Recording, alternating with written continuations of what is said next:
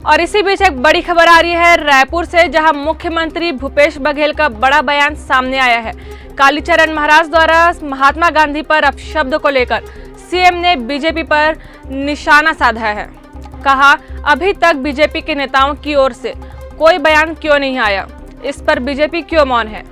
कहा, यह धरती शांति का है, प्रेम का है, भाईचारे का है। गुरु घासीदास की धरती है, जहां उत्तेजक बातें, अहिंसात्मक बातें बिल्कुल बर्दाश्त नहीं की जाएगी। राष्ट्रपिता के बारे में इस तरह की बातें कही जाना निश्चित रूप से यह दर्शाता है कि उनकी मानसिक स्थिति क्या है। इसकी जितनी निंदा की जाए कम है। प्रशासन की ओर से जितने कड़े से कड़ा कदम हो सकता है उठाया जाएगा। विधि सम्मत कार्रवाई होगी। समाज में जहर घोलने की कोशिश करेंगे तो उसके खिलाफ सख्त कार्रवाई होगी। कालीचरण महाराज के ऊपर एफआईआर दर्ज हो गई है। देखिए, भारतीय जनता पार्टी लगातार धर्मांतरण और सांप्रदायिकता का माहौल छत्तीसगढ़ में बनाने की कोशिश कर रहे थे, लेकिन नगरीय निकाय चुनाव में बुरी तरह मात खाए। और तो और रमन सिंह अपने वार्ड में बुरी तरह हार गए, विजय बघेल जी अपने गांव में बुरी तरह हार गए।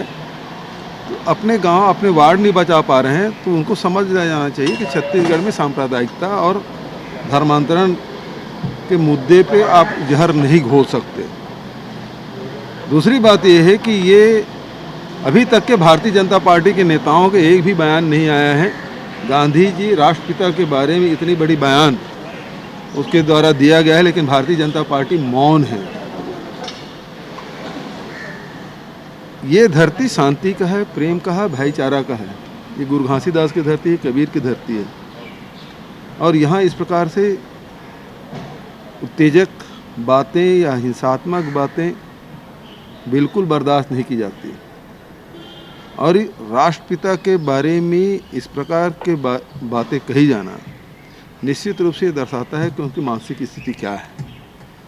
और धर्म मंच है, और उसमें महंत राम सुंदर दास जी ने जो कदम उठाए बिल्कुल स्वागत योग्य है। और ये धर्म मंच है, सनातन धर्म की बात है, तो सनातन धर्म में इस प्रकार से